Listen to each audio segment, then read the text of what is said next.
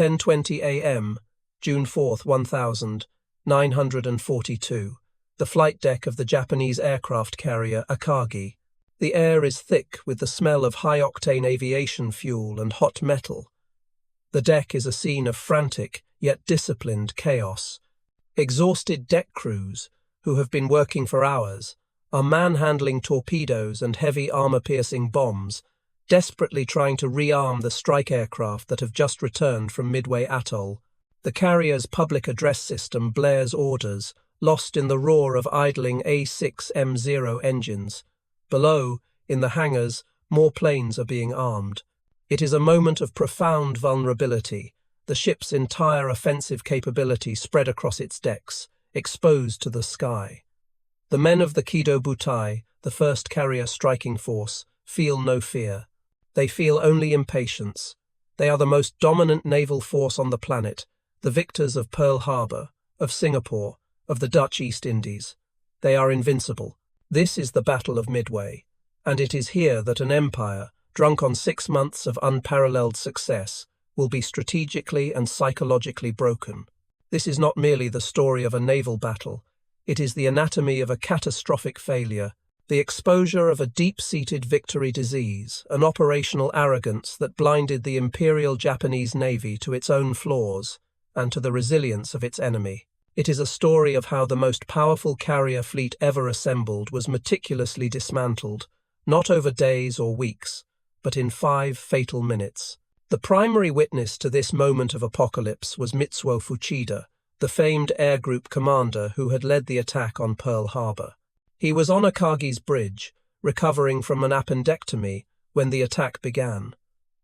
His perspective, captured in his post-war memoirs, is one of supreme confidence collapsing instantly into disbelief.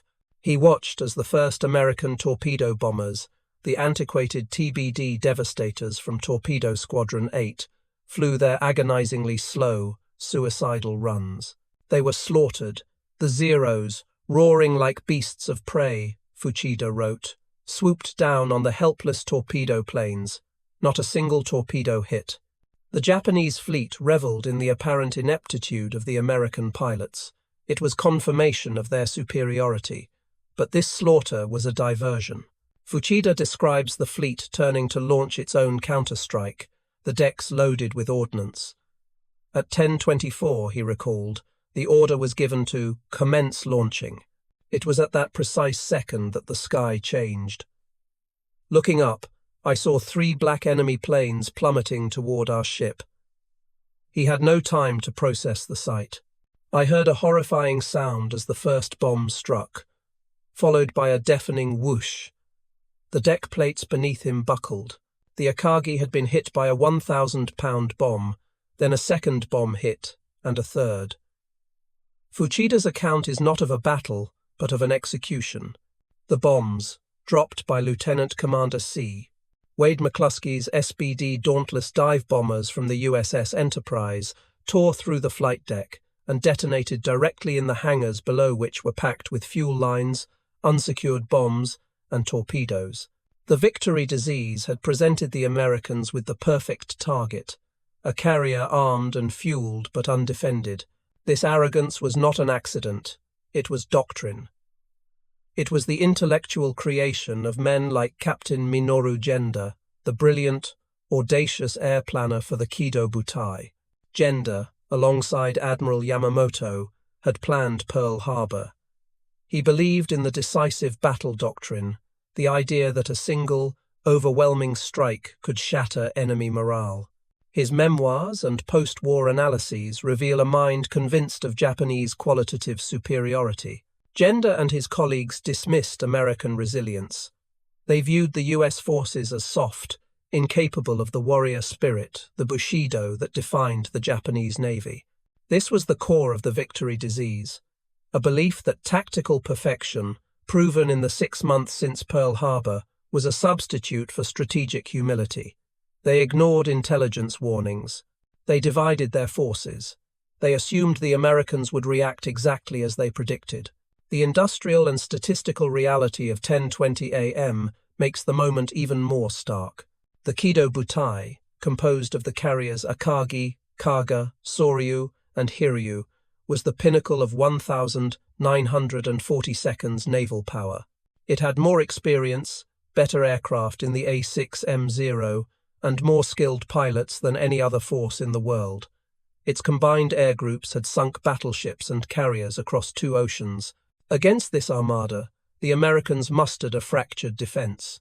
The U.S. Pacific Fleet was, by all metrics, inferior. The USS Saratoga was in repair. The USS Lexington had been sunk at the Coral Sea. Admiral Nimitz had only 3 carriers: Enterprise, Hornet, and the USS Yorktown. Yorktown was a wreck, dragged back from the Coral Sea and given a 72-hour patch job in Pearl Harbor, a job that shipyard workers estimated should have taken 3 months. The Japanese expected to face, at best, 2 carriers. They had no idea Yorktown was even present. On paper, the Japanese advantage was absolute. But Genda's plan, and Nagumo's execution of it, was rigid. It relied on a perfect sequence of events. When the American torpedo bombers attacked first, they forced the Japanese combat air patrol, the Zeros, down to sea level to destroy them. It was a fatal error. When McCluskey's dive bombers arrived just minutes later, high at 19,000 feet, there was nothing to stop them. The Japanese carriers had no radar picket, their fighters were out of position, and their decks were covered in high explosives.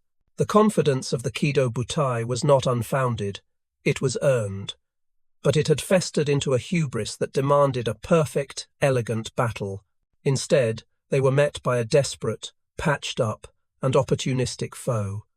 The 5 minutes that began at 10:20 a.m. were not just a lucky break for the United States. They were the inevitable mathematical result of Japanese strategic overreach colliding with American desperation. The invincible force had been rendered helpless, not by a superior weapon, but by its own flawed philosophy. The question was, how did this disease of victory spread so completely through the most professional navy in the world? It began 6 months earlier, in the heady days of absolute conquest. The victory disease, shoribyo. It is a term that does not translate perfectly into English. It is not just overconfidence. It is not just arrogance. It is a complex, almost spiritual sickness, a nationalistic hubris born from success so total, so perfect, that it seems to validate a people's very racial and martial supremacy. For the Imperial Japanese Navy in early 1942, this disease was rooted in the concept of Yamato Damashi, the Japanese spirit, which held that willpower, courage, and intrinsic superiority could overcome any material or numerical disadvantage. The 6 months following Pearl Harbor did not just suggest this was true, they seemed to prove it beyond all doubt. The Kido Butai's flawless execution on December 7th, 1941, an operation of unprecedented complexity that achieved total surprise, was the first and most toxic injection of this disease. It convinced the High Command that their planning was infallible, their strategy unassailable, and their enemy, America, a decadent and cowardly giant that would crumble after the first hard punch. This mindset is captured perfectly in the private diaries of Admiral Matome Ugaki, Chief of Staff of the Combined Fleet, and Admiral Yamamoto's grim, meticulous shadow. Ugaki's writings from January to April 1942 are a window into the strategic echo chamber of the Japanese High Command. He reveals a profound contempt for the Allies and a total belief in the decisive battle doctrine. Writing in his diary, Senshi Sosho, War Diary, Ugaki dismissed the long-term threat of American industrial mobilization, a threat his own commander, Yamamoto, privately feared. Ugaki and the battleship faction of the Navy staff believed the war must be won immediately. America, Britain, the Netherlands, and China. Their strength is not to be easily dismissed, Ugaki conceded in early 1942, but he immediately followed this by asserting, however, we must strike them down with one blow and bring them to their knees. This was the crux of the disease, the obsession with a single, glorious blow, a new Tsushima, rather than a strategy for a protracted industrial war. They believed the American will was brittle, They believed that if they hit hard enough, fast enough, America would simply quit. This fatal assumption was the foundation upon which the entire Midway operation would be built. This disease was not just a high command affliction, it was airborne, inhaled by the very men who had achieved the victories. It was present in the cockpit of every A6M0. The Zero was, in early 1942, the greatest carrier-based fighter in the world, and its pilots knew it. Men like Saburo Sakai, one of Japan's most celebrated aces, exemplified this tactical arrogance. In his memoir, Samurai, Sakai describes his early encounters with American planes, like the Brewster Buffalo, with utter contempt. "I had no doubt I could take on any of them and come out unharmed," Sakai wrote. The enemy pilots, for all their bravado, were clearly inferior. He and his fellow pilots, trained to an excruciatingly high standard, felt invincible. The Zero, with its unmatched agility and range, seemed like a divine weapon. This belief in qualitative superiority of both man and machine was absolute.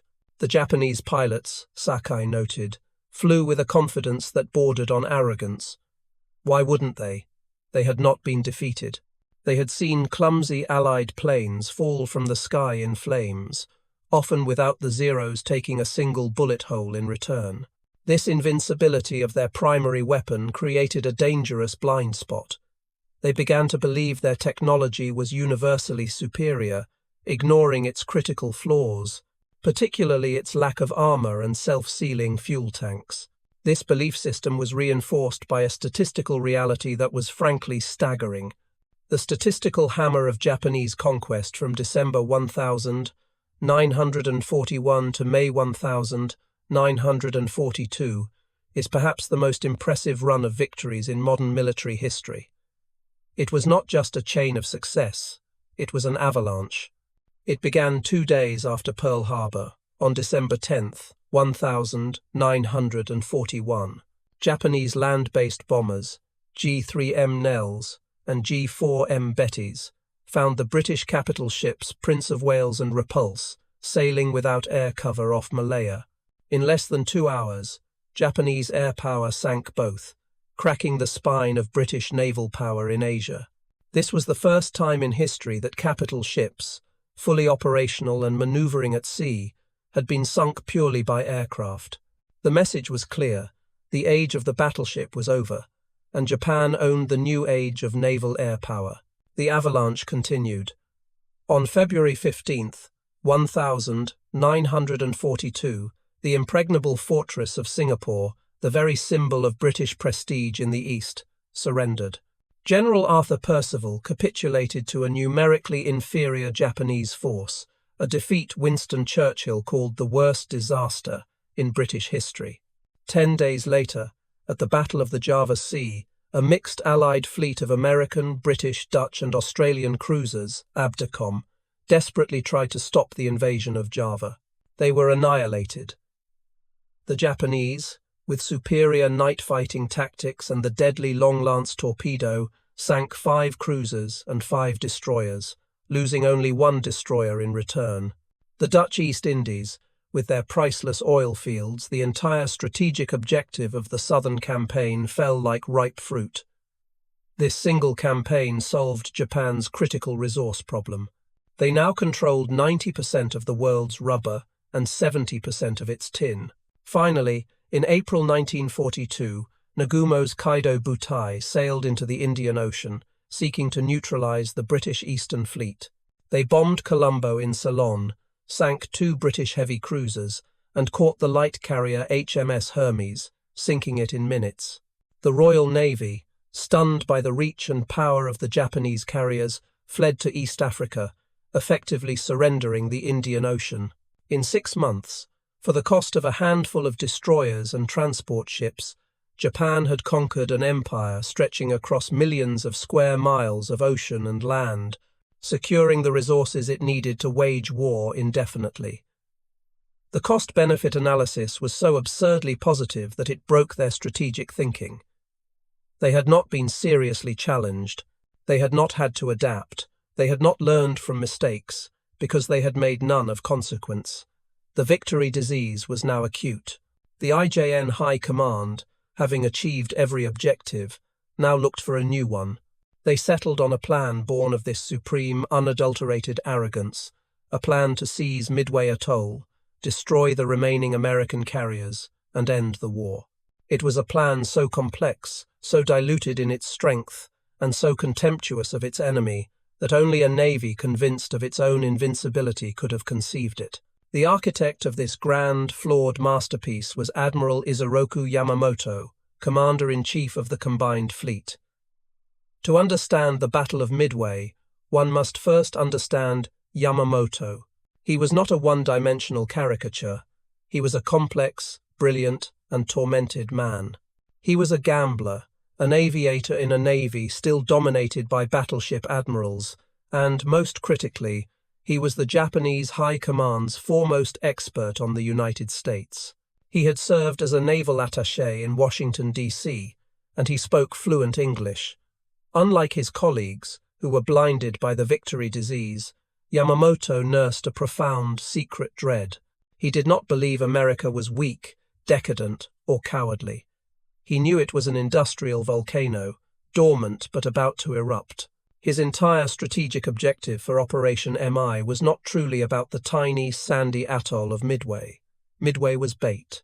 The true, singular goal was Kessin, the decisive battle. The entire, sprawling operation was the most elaborate trap ever conceived in naval history, designed for one purpose: to lure the remaining American carriers, the Enterprise and the Hornet, into a perfectly prepared ambush. Once they were committed, Nagumo's Kido Butai would annihilate them, sinking America's last vestiges of naval air power in the Pacific. Yamamoto believed this would be a blow so psychologically shattering that it would force the United States to negotiate a peace, ceding the Pacific to Japan. Yamamoto's urgency is palpable in his letters and directives from this period. He is famous for his, quote, often misunderstood as a boast, which he wrote to Prime Minister Kono in 1940. If I am told to fight, I shall run wild for the first 6 months or a year, but I have utterly no confidence for the second or third year. This was not a boast, it was a desperate warning. The 6 months were now up. The Doolittle raid in April 1942, while militarily insignificant, was a profound psychological shock to Yamamoto. It was an embarrassment, a sting that proved the Americans could still reach the sacred home islands. It solidified his conviction that he could not wait. The American industrial engine was starting to turn over. New Essex-class carriers were already sliding down the slipways. He believed he had only a few months, perhaps only a few weeks, to force the Kessin before the war of quality was buried by an avalanche of American quantity. This desperation, this fear of America's latent power, drove him to gamble everything on a single, impossibly complex roll of the dice. The statistical hammer of Operation MI is not a measure of strength, but of its fatal complexity. It was a plan that only a staff convinced of its own infallibility could have created.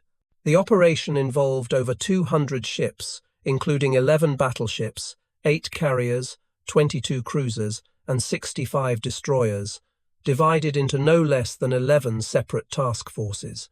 This was the largest fleet Japan had ever assembled, a force that, if concentrated, was untouchable. Instead, Yamamoto diluted it, scattering his strength across 1,000 miles of ocean, all according to a rigid, predetermined timetable. First was Vice Admiral Nagumo's first carrier striking force, the Hammer. This was the Kido Butai Akagi, Kaga, Soryu, Hiryu, the stars of Pearl Harbor, tasked with destroying Midway's air defenses and then annihilating the American carriers. Second was the main body, the Anvil, led by Yamamoto himself aboard the super battleship Yamato. This force of 3 battleships and a light carrier trailed Nagumo by 300 miles. It was a fleet in being, meant to surface and destroy the American ships after the carriers had crippled them. But in reality, it was too far away to support Nagumo in an emergency.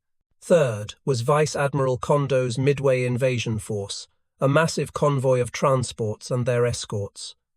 Fourth, and most fatally, was Vice Admiral Kakuta's Aleutian diversion.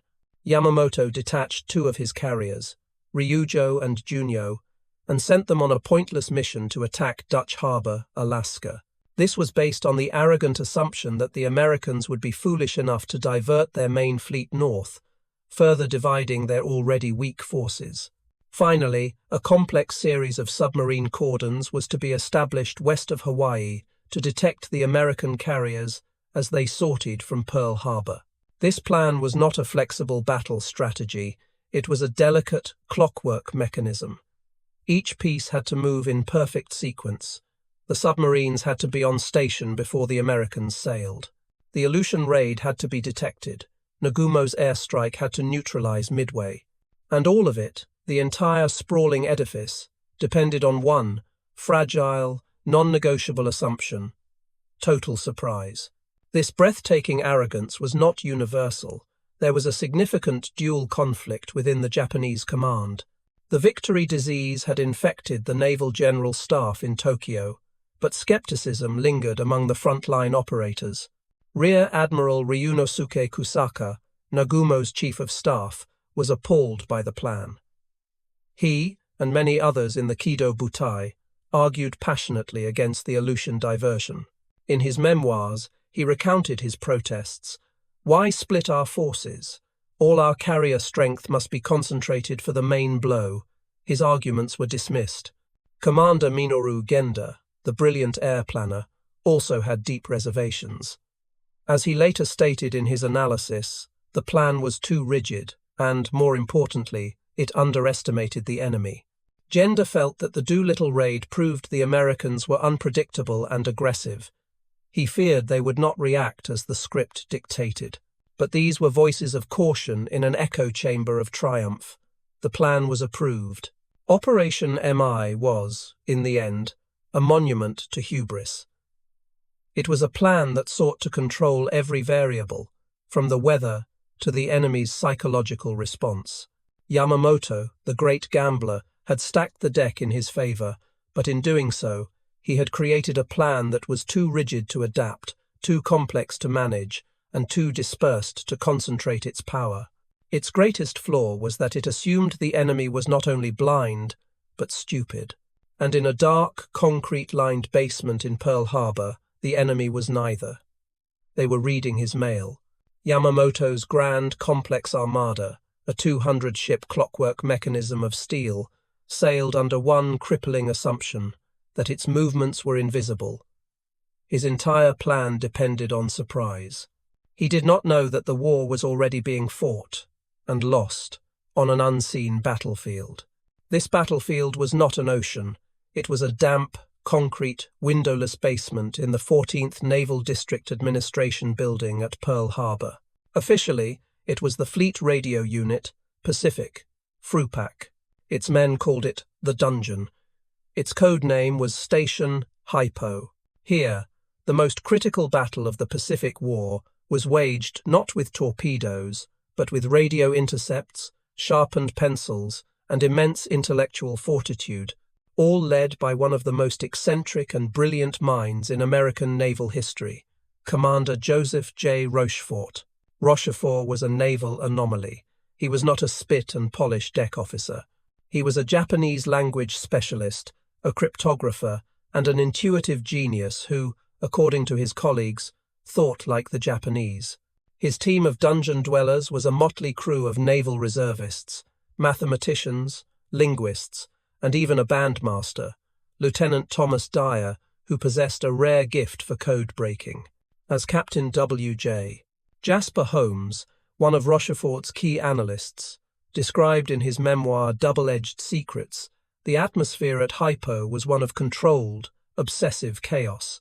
The men worked 24 hours a day, 7 days a week, often in their slippers and bathrobes over their khakis, fueled by gallons of coffee, sleeping on cots next to their desks. They were, as Holmes put it, a strange, nondescript and unmilitary-looking group, but they were waging a relentless war of the mind against the Imperial Japanese Navy, and the pressure was unimaginable. They knew a massive operation was forming, but they didn't know where or when. The statistical hammer they were trying to crack was JN-25, the Japanese Navy's main operational code. This was not a simple cipher. It was a fiendishly complex, two-part super-encryption system. The first part was a codebook containing over 45,000 five-digit code groups, each representing a word, phrase, or location. The second, and more devastating, part was a separate additive book, a list of 50,000 different five-digit numbers.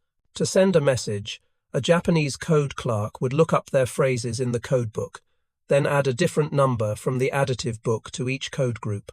The Japanese changed this additive book on a regular, random schedule. For the codebreakers at HYPO, this meant that even if they had the main codebook, which they had partially reconstructed from a copy captured in 1941, the messages were still gibberish without the current additive book. Rochefort's team had to rebuild the additive book from scratch every time it was changed, using a painful, grinding process of traffic analysis. They would intercept thousands of messages and look for patterns, for repeated sequences, for known call signs, a statistical grind of an almost industrial scale. By May 1942, they had made a breakthrough. They were reading fragments of JN-25, just enough to see the ghost of a plan. They identified a massive operation, the participation of the Kaido Butai, and a mysterious geographic designator, AF. Rochefort's team felt in their bones that AF was Midway, but they had to prove it. The victory disease was not just a Japanese affliction. A similar arrogance existed in Washington, D.C., and Washington disagreed. This was the dual conflict that almost lost the battle before it began.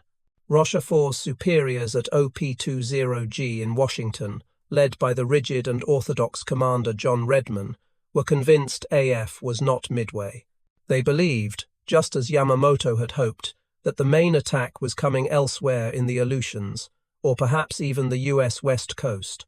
They had their own team of codebreakers, and, poisoned by inter-service rivalry, they viewed Rochefort as a rogue, insubordinate field officer. Washington was telling Admiral Nimitz, the new commander-in-chief of the Pacific Fleet, to prepare for an attack in the north. Rochefort, working 20 hours a day and looking, by all accounts, like a hollow-eyed ghost, was telling Nimitz to bet everything on Midway. Admiral Nimitz was now in an impossible position. He had to choose between the official, sanctioned intelligence of his superiors in Washington or the intuitive, unproven conviction of the local codebreaker in the basement. This is where Commander Edwin T. Layton, Nimitz's fleet intelligence officer, played his crucial role. He was the bridge between Rochefort's dungeon and Nimitz's sunlit office. He trusted Rochefort. He watched Nimitz, as described in his memoir, And I Was There, absorb the conflicting reports. It was at this moment that Rochefort, desperate to provide concrete proof, devised his famous ruse. On May 19th, as Layton recounted, Rochefort suggested they use Midway itself as a test. With Nimitz's approval, a secure undersea cable was used to instruct the US Navy base on Midway Atoll to broadcast an uncoded plaintext radio message stating that their water distillation plant was broken. "This is Midway," the message flashed out. "We are short on water."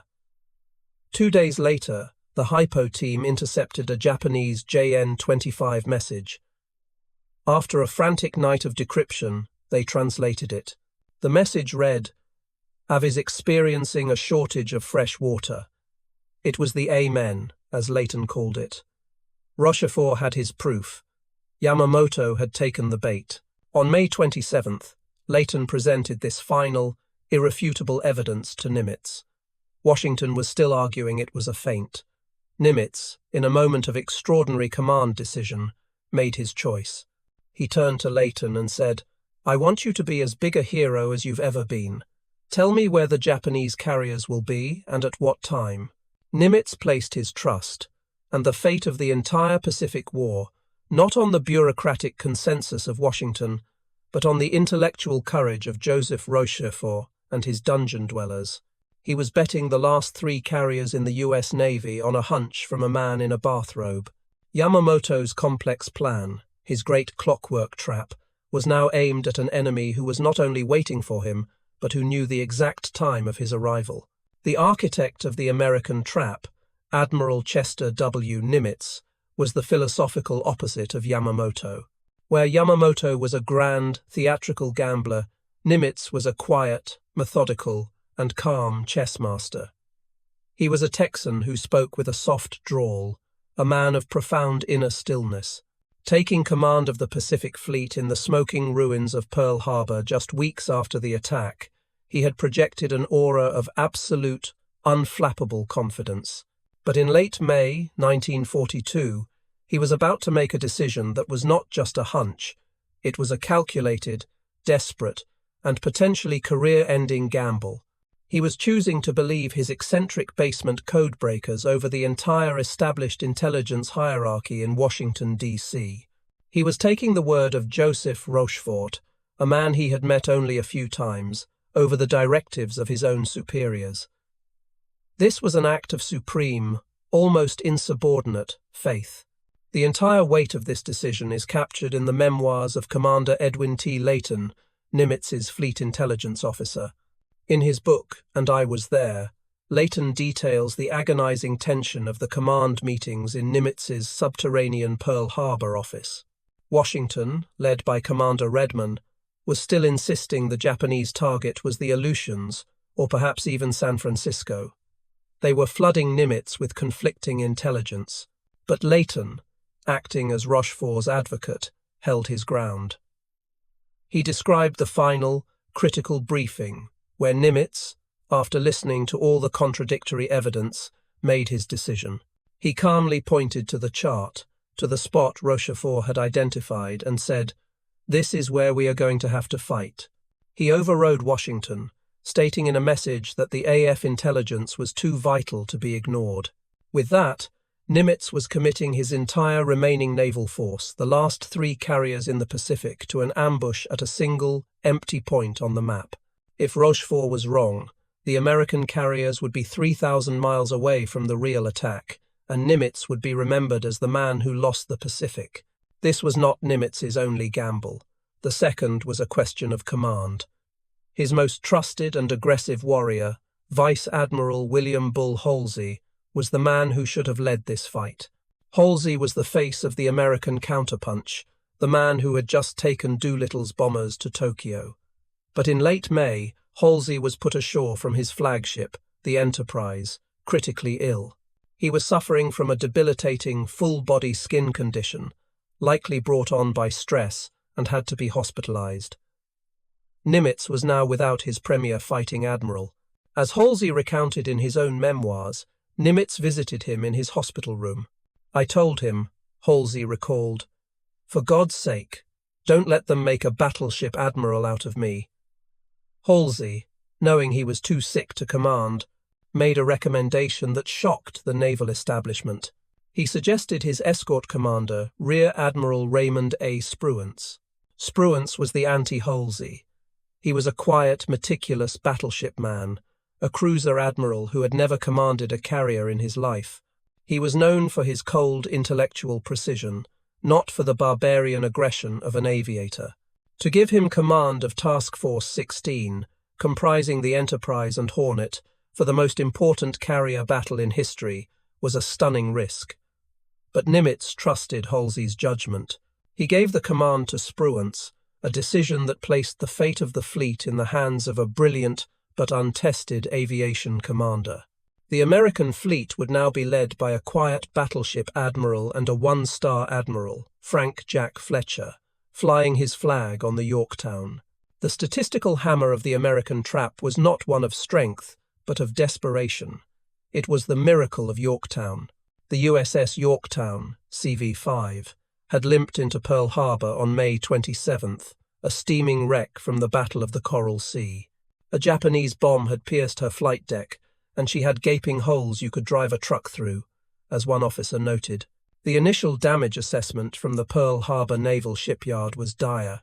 She needed at least 3 months of repairs in a dry dock on the west coast. She was, for all intents and purposes, out of the war. Nimitz would have none of it. He gave the shipyard an order that seemed impossible. He needed the Yorktown ready to sail in 3 days. What followed was one of the great industrial feats of the war. The Yorktown was nudged into dry dock number 1. An army of 1,400 shipyard workers, welders, shipfitters, electricians descended into her wounded hull. They did not have time to replace the structural steel. They welded massive steel patches over the holes. They did not have time to replace the entire electrical system. They laid new cables on top of the deck, bypassing the burned-out circuits. Men like machinist's mate James O. Honest Jim O'Rourke, a shipyard legend, worked for 72 hours straight, without sleep, fueled by coffee and the desperate urgency of the moment. They did not make her good as new. They made her functional. After just 72 hours, the dry dock was flooded. The Yorktown steamed out of Pearl Harbor on May 30th, her new air group landing on her deck as she sailed, a patched-up, half-dead zombie carrier, sailing to a battle that would decide the war. This was the force Nimitz was betting on. Yamamoto had the Kido Butai, the veteran, invincible strike force. Nimitz had Task Force 16 under the command of a rookie, and Task Force 17, a floating wreck. The American pilots were, on average, less experienced than the Japanese aces. Their torpedoes, the Mark 13, were notoriously unreliable. Nimitz's trap was the philosophical opposite of Yamamoto's. It was not a grand, complex, multi-pronged script. It was simple, it was concentrated, and it was reactive. He did not disperse his forces. He sent everything he had, every damaged ship and green pilot, to one specific, empty patch of ocean northeast of Midway. He codenamed it Point Luck. He was betting the entire Pacific War on a single point on a map, a single act of faith in his codebreakers, and a single patched-up carrier that refused to die. On June 3rd, 1942, the first cog in Yamamoto's grand, complex machine turned, apparently with perfect precision. Far to the north, shrouded in the cold, Aleutian fog, Vice Admiral Kakuta's diversionary force, with the carriers Ryujo and Junyo, launched its airstrikes against Dutch Harbor, Alaska. This was the opening gambit, the feint designed to panic the Americans, to draw their fleet north and leave Midway exposed. Japanese radio intelligence officers listened for the expected surge of frantic American radio traffic. They heard only silence. The American response was so minimal as to be non-existent. The Japanese High Command, infected with the victory disease, interpreted this as a sign of American confusion. They never entertained the terrifying alternative that Admiral Nimitz, armed with Rochefort's intelligence, knew it was a hollow threat and had, with total, calculated contempt, ignored it. The two carriers sent north, 2 vital decks of air power, were now irrelevant, 3,000 miles from the real fight. The real battle began in the pre-dawn blackness of June 4th, at 4:30 a.m. Vice Admiral Nagumo's Kido Butai, the most lethal carrier force on Earth, turned into the wind 240 miles northwest of Midway. 108 aircraft Kate bombers, Val dive bombers, and Zero fighters roared off the decks. Their target, to obliterate Midway Atoll. On the island, the defenders were not surprised. A PBY Catalina, flying a lonely patrol, had spotted the carriers and flashed the most important message of the war. Many planes heading Midway. The island's own air force, a pitiful collection of obsolete aircraft, scrambled to intercept. The core of this defense was Marine Fighting Squadron 221, VMF 221, led by Major Floyd Red Parks. They were flying the F-2A Brewster Buffalo, a plane so slow, unarmored, and unmaneuverable that its own pilots bitterly referred to it as a flying coffin. As the 36 superior A6M0s of the Japanese escort dove on the 25 Marine fighters, it was a massacre. Captain Kirk Armistead, who survived, recalled Parks's premonition the night before. "By this time tomorrow, it'll all be over," Armistead had said, trying to cheer up his moody commander. "Yeah," Parks replied, "for those of you who get through it." Parks was among the first to be killed, his plane disintegrating under the cannon fire of the Zeros. In minutes, 13 Buffalos were blasted from the sky, and most of the others were so riddled with damage they would never fly again. The Japanese pilots, having swept the sky clean, proceeded to attack the atoll. From their perspective, the mission was a success. They returned to the carriers brimming with confidence. Mitsuo Fuchida, stuck on the Akagi's bridge with his illness, received the report from the strike's leader, Lieutenant Joichi Tomonaga of the Hiryu. Tomonaga's report was professional, but it contained a fatal observation. The anti-aircraft fire from the island had been dangerously heavy, and while the hangars and oil tanks were burning, the runways themselves were still operational, a threat to the coming invasion fleet. Tomonaga's formal recommendation to Admiral Nagumo, transmitted at 7 a.m., was the pivot point of the entire battle. A second strike on Midway is required. This was the tactical truth, and it would trigger a strategic disaster. But before Nagumo could act, the battle was violently interrupted by the Americans. The defenders on Midway, though their fighter screen was gone, were not passive. They threw everything they had at the Kaido Butai in a series of uncoordinated, suicidal counterstrikes. This was the first statistical hammer of the American response, and it was, by all metrics, a catastrophe. First came the Army Air Force, with 4 B-26 Marauders, medium bombers bizarrely field-rigged to carry torpedoes. They roared in at sea level, directly at the Akagi. The combat air patrol of Zeros descended on them. The B-26 seconds were ripped apart. 2 were shot down instantly, and the other 2, including one that nearly crashed into Akagi's bridge, limped away, riddled with hundreds of holes. Minutes later, 6 of the Navy's brand-new TBF Avengers, on their first combat mission ever, made their own torpedo run. They were annihilated. 5 were shot down. The sole survivor, Ensign Albert Ernest, crash-landed his mangled wreck back on Midway, his gunner dead. Not a single American torpedo hit a Japanese ship. The attacks were a complete and total failure, a testament to the skill of the Japanese Zero pilots and the dismal quality of American torpedoes. But these failed attacks had a profound psychological impact on Admiral Nagumo. The victory disease had assured him that Midway would be a soft target, easily neutralized. Instead, it was a hornet's nest. These brave, doomed pilots, flying their flying coffins and obsolete bombers, had achieved nothing in material damage, but they had achieved everything in strategic terms. Their sacrifice, combined with Tomonaga's report that the runways were still active, convinced the cautious Nagumo of one thing. Midway was a far greater, more immediate threat than he had anticipated. At 7:15 a.m., he gave the fateful order that would seal his doom. His reserve aircraft, armed with torpedoes for the American carriers he did not yet know were there, were to be rearmed with land attack bombs for a second, decisive strike on the atoll. The clock had started on a 40-minute process that would prove to be 40 minutes too long. The American trap was set. From the decks of the Enterprise, Hornet, and the patched-up Yorktown, the full weight of the American counterstrike was now airborne, a total of 152 aircraft.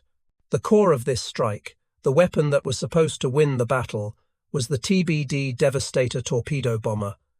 But this was 1,942, and the TBD was a flying coffin.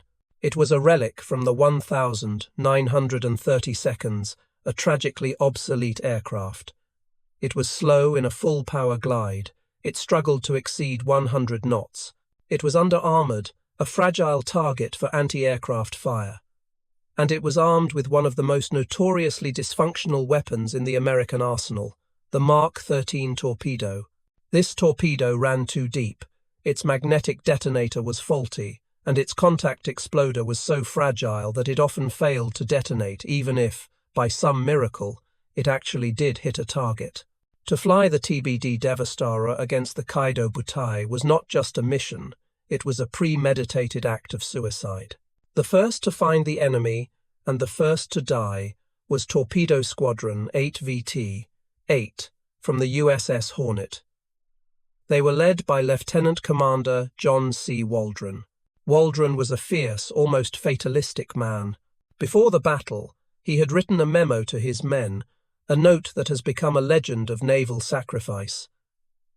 "If there is only one man left," he wrote, "I want that man to go in and get a hit.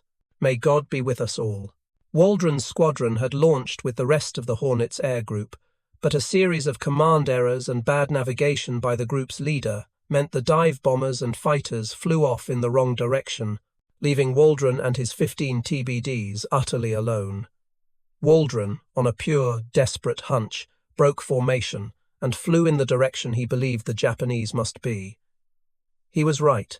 At approximately 9:18 a.m., he spotted the Kaido Butai. He did not have a single fighter to protect him. He was facing the entire buzzsaw of the Japanese combat air patrol. He did not hesitate. He radioed his position, "Tally-ho, Kaido Butai," and led his 15 planes down. The sole survivor of this attack, Ensign George H. Gay, described what happened next. His account, from a rubber raft where he floated for 30 hours, is the only record of the squadron's end.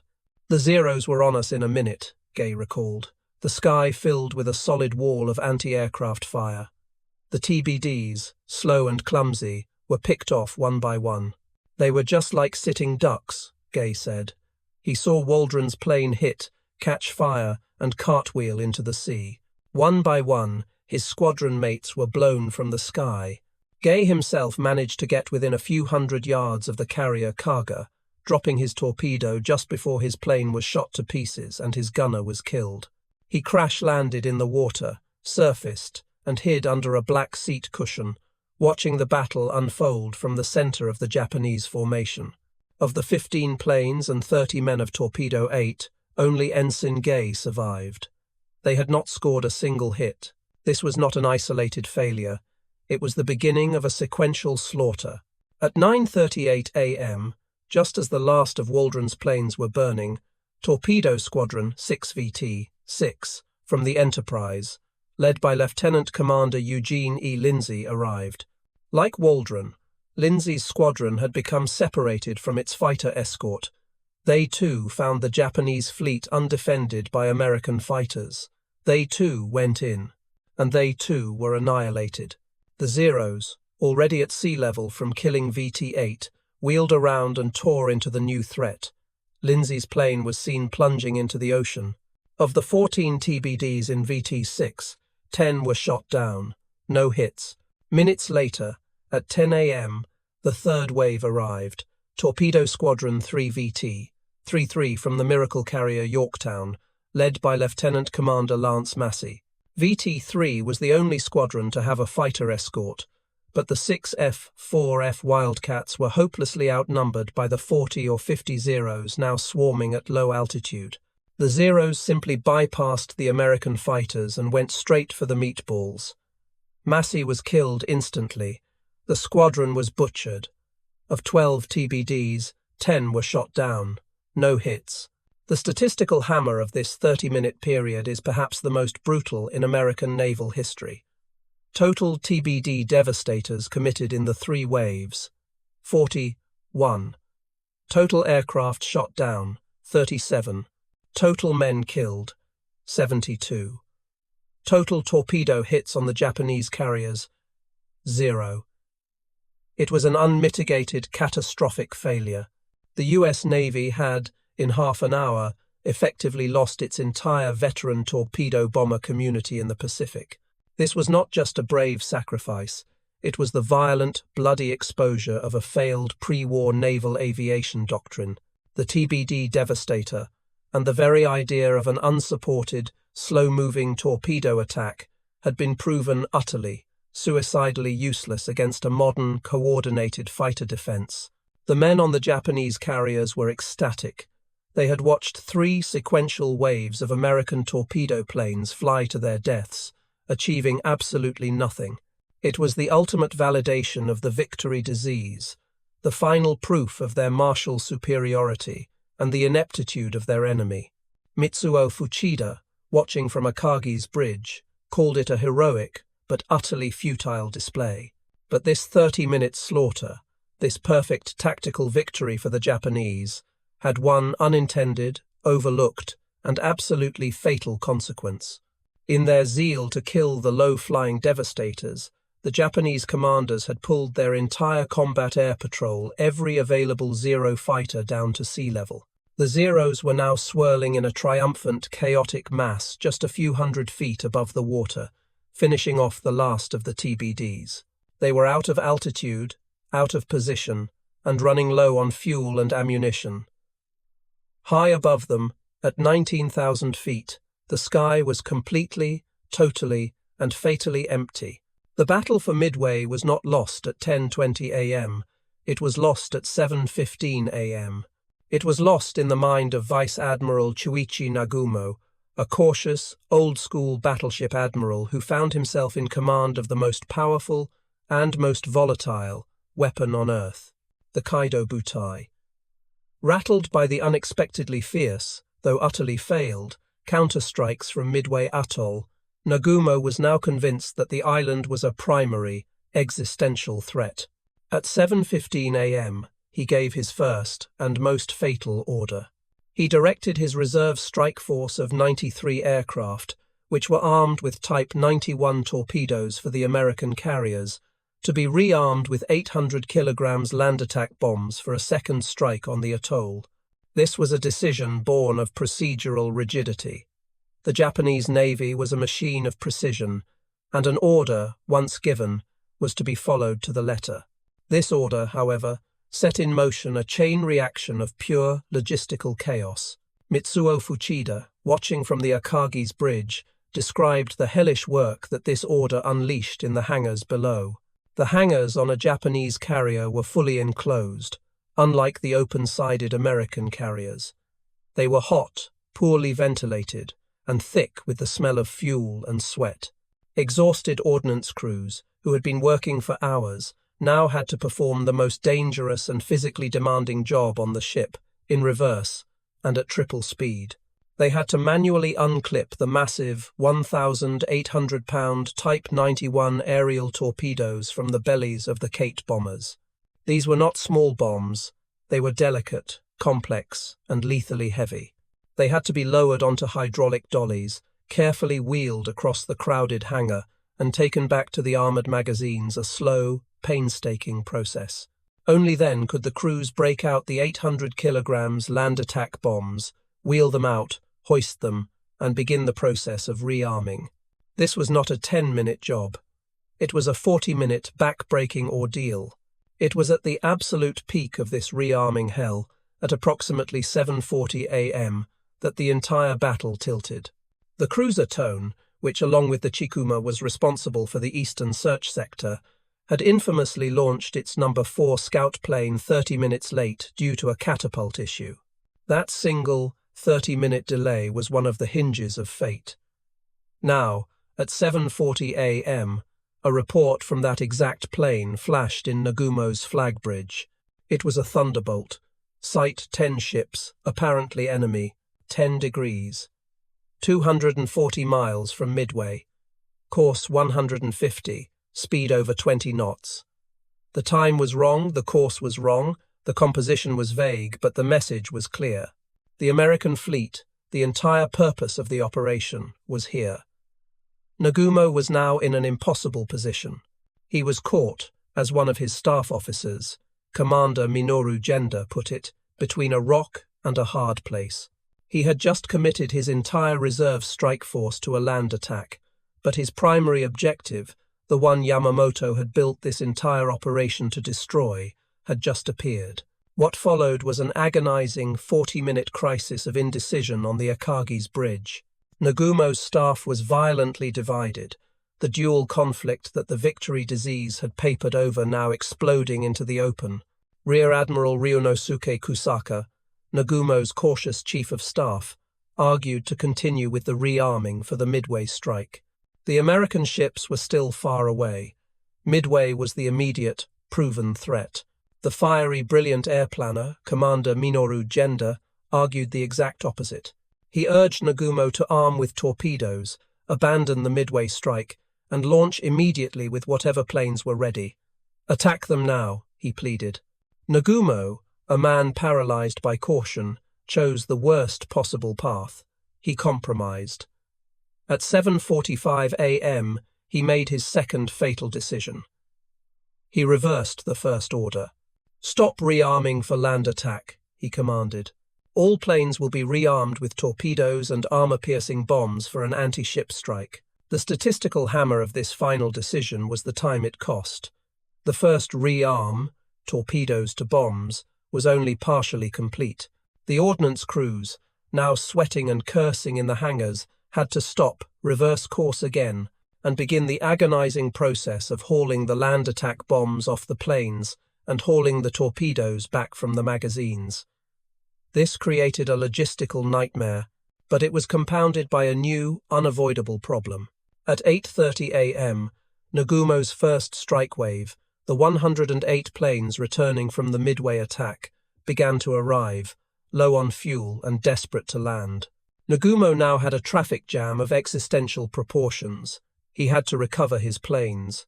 From 8:30 a.m. to 9:17 a.m., his flight decks were completely occupied with recovering and refueling his first strike. He could not launch. This delay was the final, fatal ingredient. To save precious minutes, to clear the hangars for the recovering aircraft, the ordnance crews did not return the now unneeded land attack bombs to the armored magazines. They did not have time. They simply unclipped them and left them on the hangar deck. The torpedoes, which were supposed to be loaded, were also left stacked on their dollies, waiting for the respot to be complete. The hangars of Akagi, Kaga, and Soryu were now, in the words of one survivor, a junkyard of high explosives. Unsecured 800 kilograms bombs, massive Type 91 torpedoes, and fully fueled, fully armed aircraft were packed together, all while high-octane aviation fuel lines were being run across the deck. Nagumo's indecision, forced by the Midway counterstrikes and the late scout report, had turned his invincible carriers into floating powder kegs. The victory disease had created a rigid plan that could not cope with a rapidly changing, three-dimensional battle. At 10:19 a.m., as his flight decks were finally clear, and he was 5 minutes from launching his decisive counterstrike, his Zeros were all at sea level, chasing the last of Torpedo 8. The Kaido Butai was for one brief 5-minute window completely and utterly defenseless. 10:20 a.m., June 4th, 1942. The Kido Butai is, for the first time in 5 hours, quiet. The slaughter of the American torpedo planes is over. The last of the TBD devastators is a smoking plume on the horizon. On the flight decks of the Akagi, Kaga, and Soryu, the chaos of the morning has resolved into lethal purpose. The flight decks are spotted. The counter-strike force, the planes rearmed with torpedoes and armor-piercing bombs, is ready. Engines are turning. Pilots are in their cockpits. Admiral Nagumo is 5 minutes away from launching the blow that will annihilate the American fleet. The Zeros of the Combat Air Patrol, triumphant and low on fuel, are circling at sea level, their grim work apparently done. It is the absolute, final moment of the Japanese Empire's zenith. The first shout was one of disbelief. A lookout on the Kaga's bridge, scanning the high-altitude haze, screamed, "Helicopters! Helicopters!" A frantic misidentification of the Helldiver, which was itself the wrong name for the SBD Dauntless. Mitsuo Fuchida, on Akagi's bridge, saw them at the same instant. Looking up, he wrote, "I saw 3 black enemy planes plummeting toward our ship, but this was not 3 planes, this was the sky falling in." High above, at 19,000 feet, 2 full squadrons of SBD Dauntless dive bombers from the USS Enterprise, having arrived by a miracle of navigation, had found the Kido Butai completely exposed. Their commander, C. Wade McCluskey, had followed a lone Japanese destroyer on a hunch, leading him directly to the fleet. Now, he and his 32 planes were in their 70-degree attack dive, unopposed. Fuchida described it not as an attack, but as a waterfall, a deluge of steel and high explosives pouring out of the Sunday. There were no Zeros to stop them. There was no anti-aircraft fire, as the guns were all aimed at the sea, still hunting for torpedo planes. The statistical hammer of the attack fell first and most brutally on the carrier Kaga. She was the largest ship in the fleet, a massive, tempting target. McCluskey's squadron, including Lieutenant J.G. Dick Best, who had also led a squadron from the Enterprise, rolled into their dives.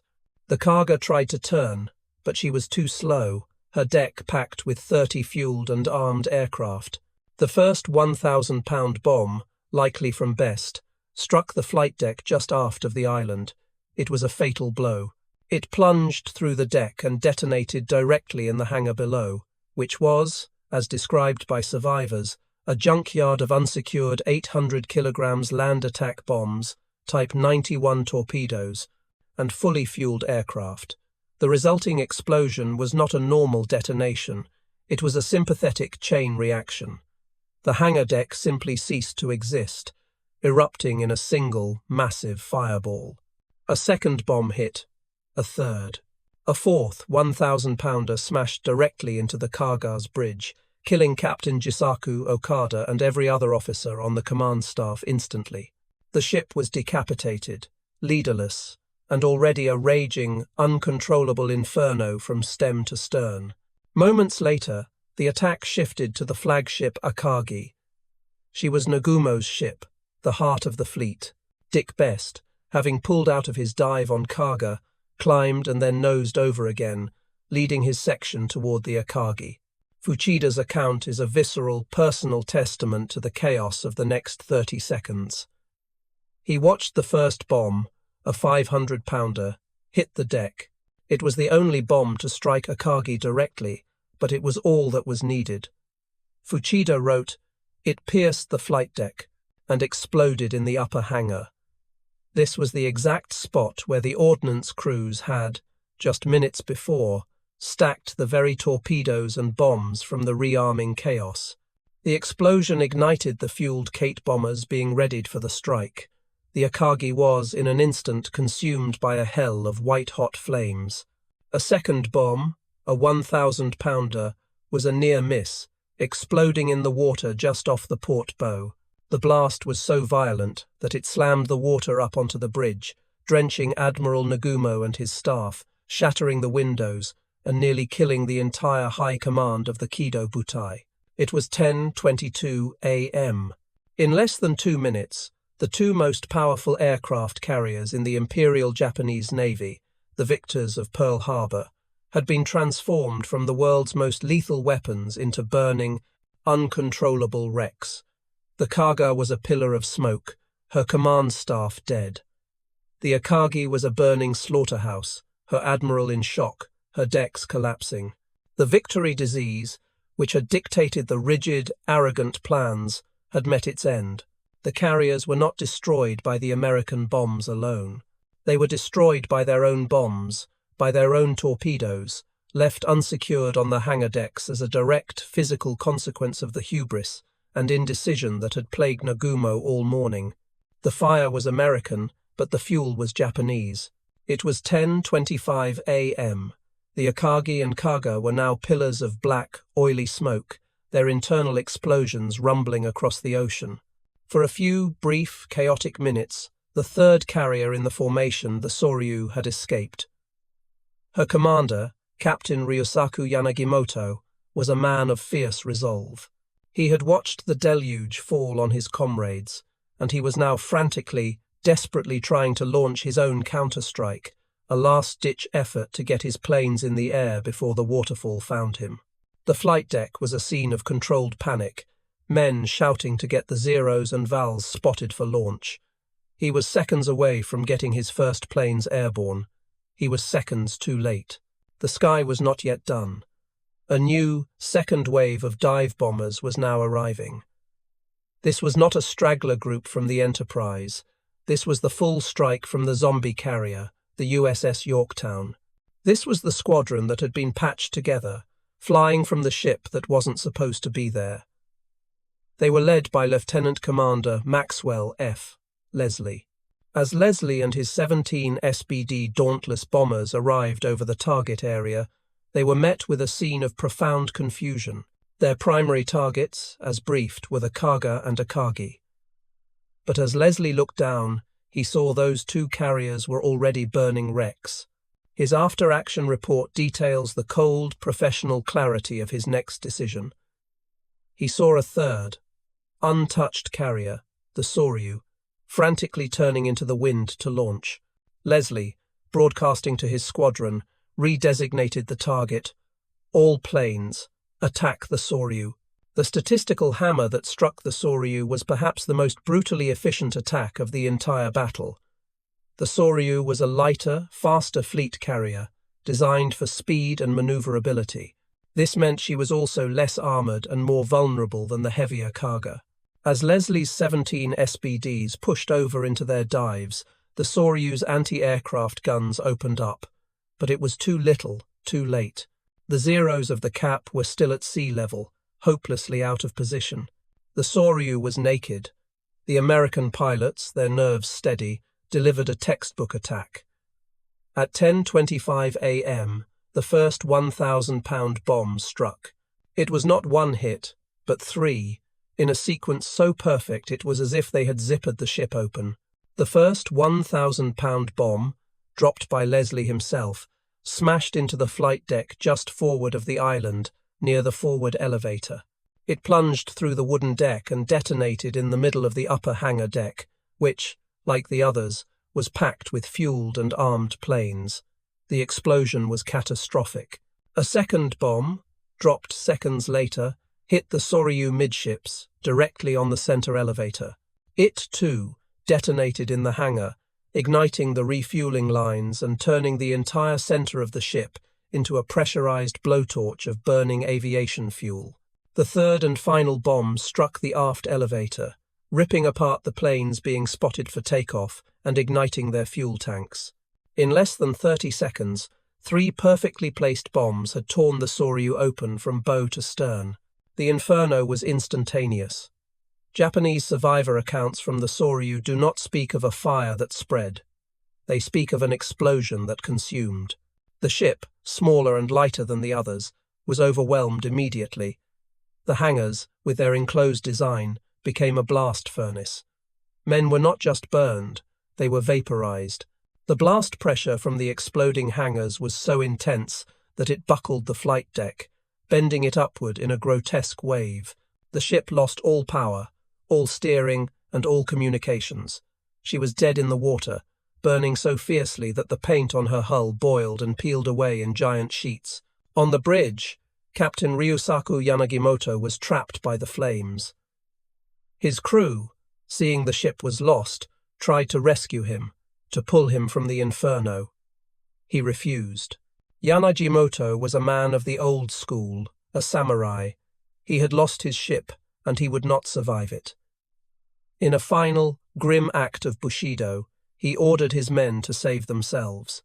He remained on the tilting, burning bridge, drew his gunto sword, and faced the flames. According to the last survivors to see him, he began to sing the national anthem, Kimigayo, his voice lost in the roar of his dying ship. He would not be rescued. He would go down with his command. It was 10:30 a.m. In a span of less than 10 minutes, the entire operational and psychological core of the Kido Butai, Akagi, Kaga, and Soryu was gone.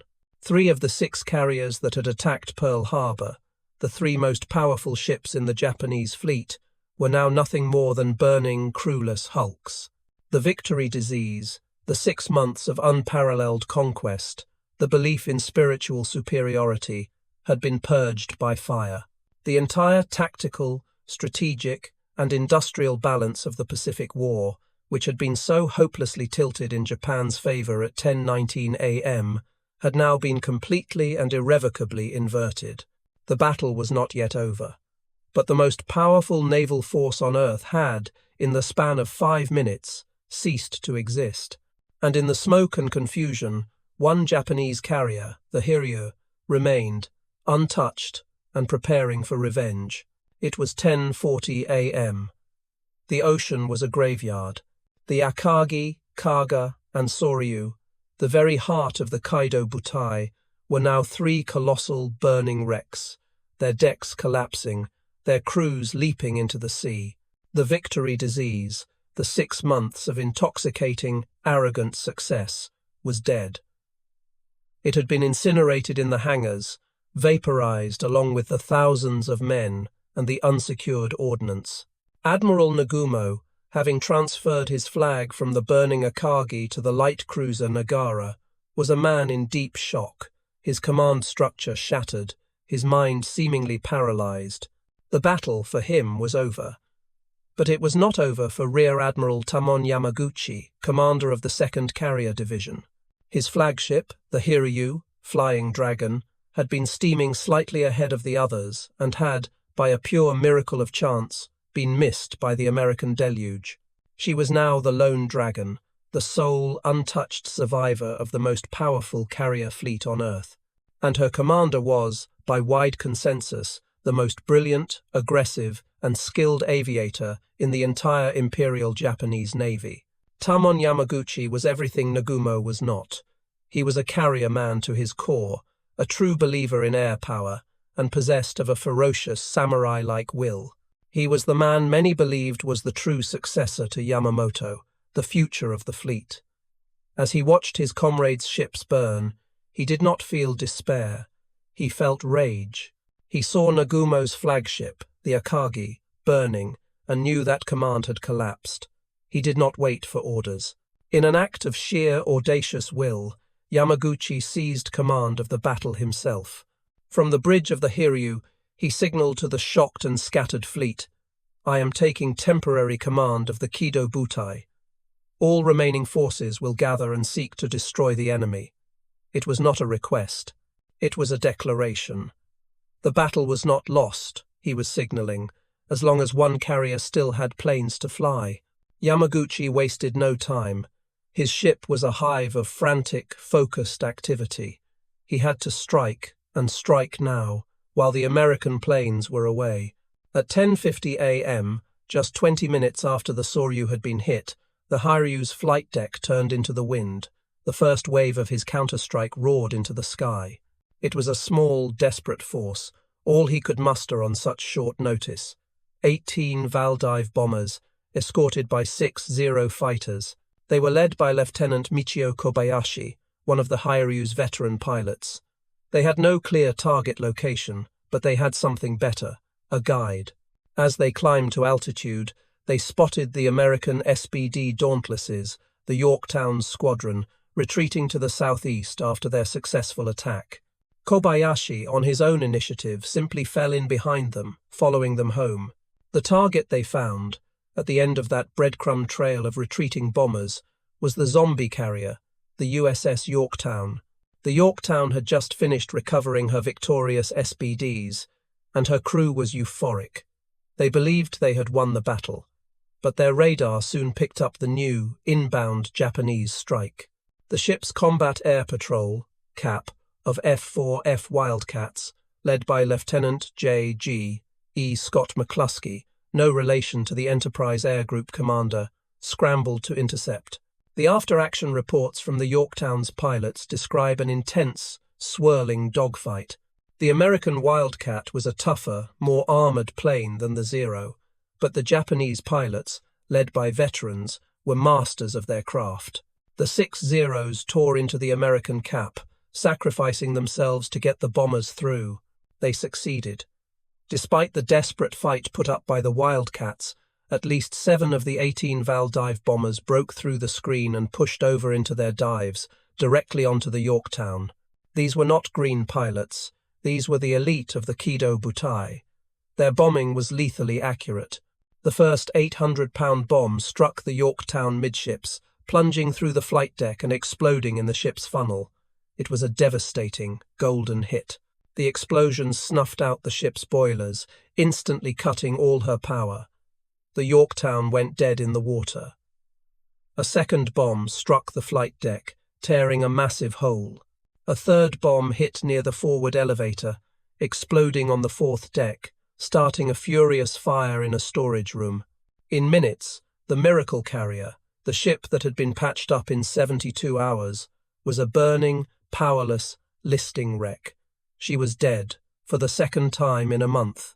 Tamon Yamaguchi's first blow was a tactical masterpiece. It was a stunning counterpunch, delivered with speed, precision, and ferocious aggression. He had, in one stroke, effectively evened the odds. The Americans had begun the battle with 3 carriers. Now, they were down to 2. The Hiryu, the lone dragon, was wounded and outnumbered, but she was still in the fight, and she was being commanded by an admiral who was now operating with a cold, clear, and vengeful purpose. The Yorktown was burning, but Yamaguchi was not finished. He was already on his flight deck, preparing his second and final strike force. This time, he would send his torpedo planes to finish the job. It was 14:45, just before 3 p.m. The lone dragon, Admiral Tamon Yamaguchi, was fighting a one-carrier war, and, for a moment, it seemed he was winning it. His first devastating dive bomber strike had crippled the Yorktown. His second strike, the torpedo bombers, was now closing in on the wounded American carrier to finish her. On the Hiryu's flight deck, there was no rest. Yamaguchi was a man possessed, a whirlwind of focused fury. He was frantically recovering, refueling, and rearming his first strike, the Valdive bombers that had just returned from crippling the Yorktown. His plan was to send them on a third wave, to find and kill the other American carriers he now knew were out there. He was operating under the correct assumption that he had crippled one American carrier, and the incorrect assumption that the Yorktown was the only one his pilots had found.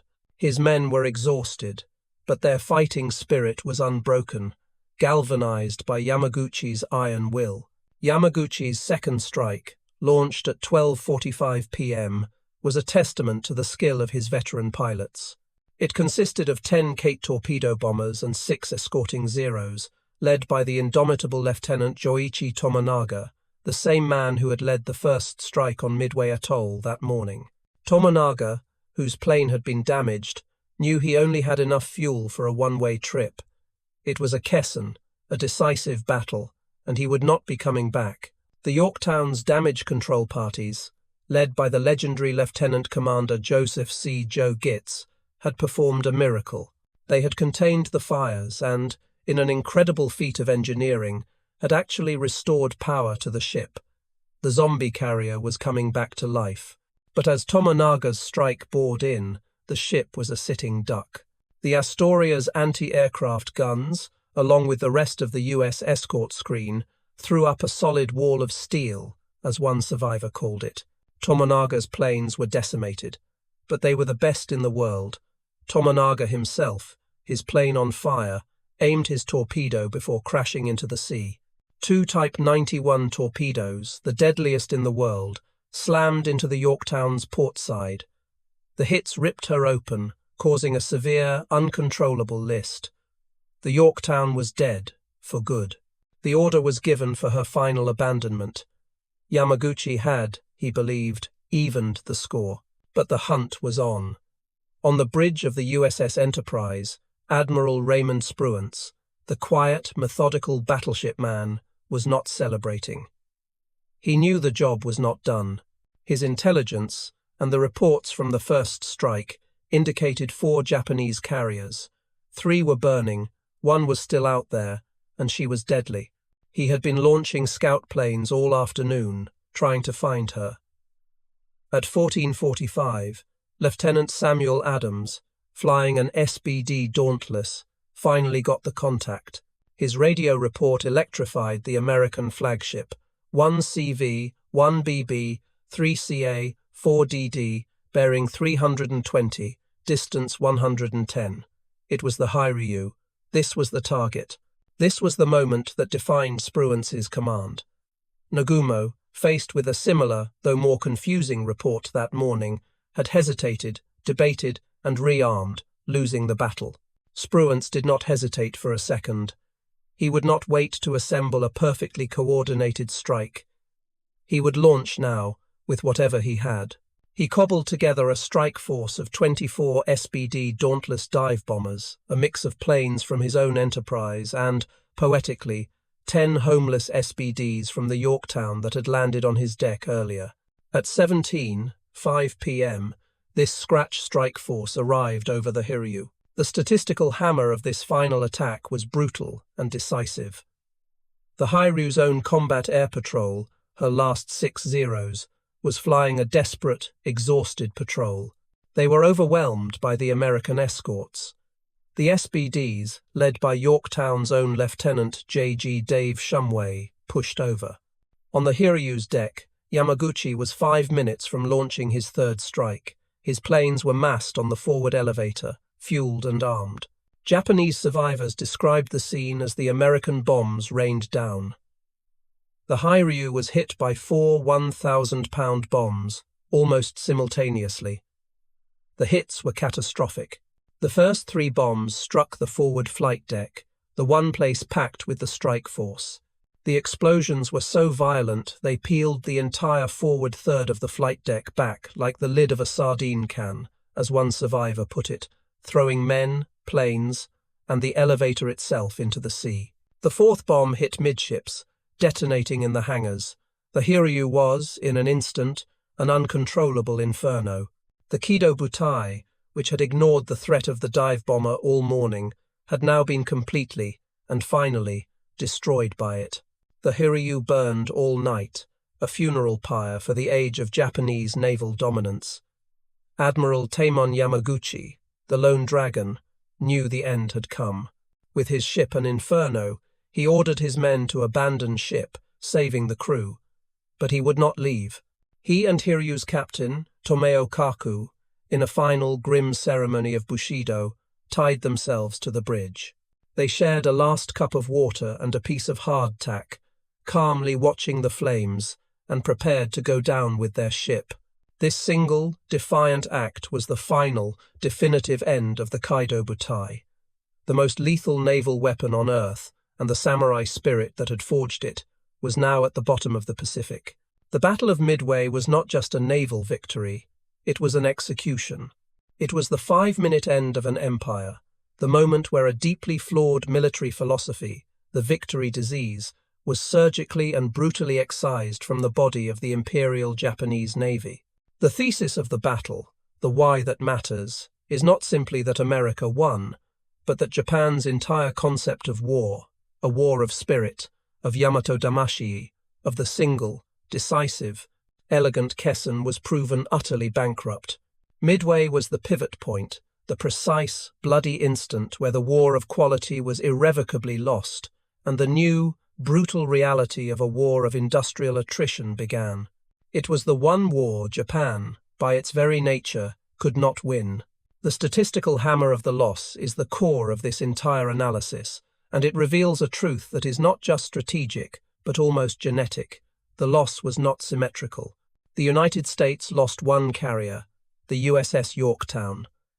This was an industrial loss, a painful and grievous one, but a replaceable one. Even as the Yorktown slipped beneath the waves, new, larger, and more powerful Essex-class carriers were already sliding down the slipways in American shipyards, the first of an avalanche of steel. The Japanese, in contrast, lost 4 of their 6 best fleet carriers in a single day.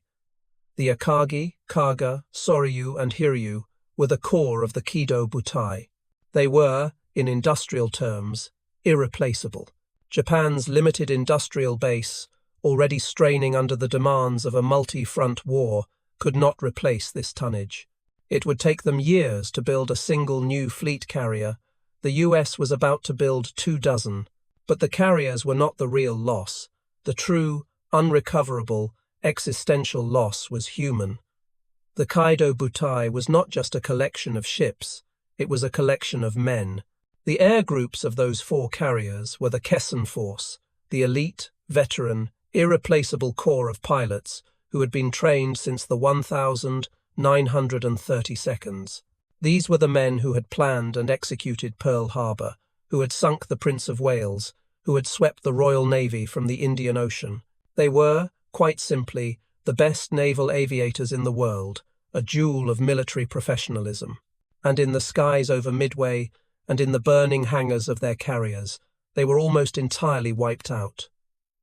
Japan lost over 110 of these elite, veteran pilots in a single day.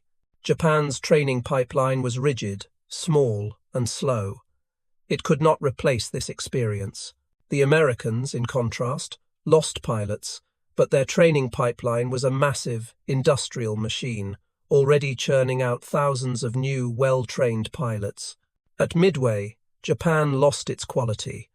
The United States merely lost quantity, and it was the one nation on Earth that could replace quantity at will. This appalling, war-losing realization was felt almost instantly by the one man who had feared it most. 300 miles to the rear, aboard the super battleship Yamato, Admiral Isoroku Yamamoto and his main body had been sailing in anticipation of a glorious fleet action. Instead, as his chief of staff, Admiral Matome Ugaki, recorded in his diary, they were met with a series of frantic, unbelievable, and then horrifyingly silent radio signals from Nagumo's force. Ugaki's diary, Senshi Sosho, captures the dawning, soul-crushing dread on the Yamato's bridge. First, disbelief. Then, as the signals confirmed Akagi, Kaga, and Soryu were hit and burning, a sense of profound shock. Yamamoto, the great gambler, had lost. His entire trap, his complex, arrogant plan, had backfired in the most catastrophic way imaginable. According to eyewitnesses, Yamamoto stood on his bridge, utterly silent for hours. He then gave the simple order to retreat. He retired to his cabin and, as Ugaki noted, did not emerge for 3 days. Yamamoto, the man who had studied in America, the man who had warned of its industrial might, understood in that moment of silence what his staff did not. The war was over. Japan had lost. It was now only a question of time. The American perspective, in contrast, was one of pure, calculated professionalism. Admiral Raymond Spruance, the quiet, battleship man who had won the most important carrier battle in history, was faced with a choice. He had won a stunning victory, and his pilots were euphoric. A more aggressive admiral, a Bull Halsey, might have been tempted by his own victory disease. He might have charged west, into the night, to chase the fleeing remnants of the Japanese fleet, including Yamamoto's main body. Spruance, the anti-Nagumo, refused. He was a man who would not gamble. He knew his primary mission to defend Midway was complete. He knew the enemy was still dangerous, and that a night battle with the superior long-lance torpedoes of the Japanese cruisers and destroyers would be suicidal. He put prudence above glory. He turned east, consolidated his victory, and protected his 2 remaining carriers. It was the most professional and wisest decision of the battle.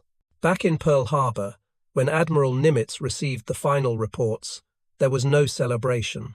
There was only the quiet, grim satisfaction of a professional who had trusted his intelligence, taken a calculated risk, and won.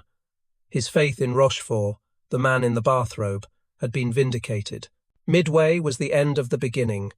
It was the high water mark of the Japanese Empire. The Kido Butai, the unstoppable offensive sword of Japan, was not just blunted, it was shattered. Its destruction stopped the Japanese offensive in its tracks, from which it would never recover.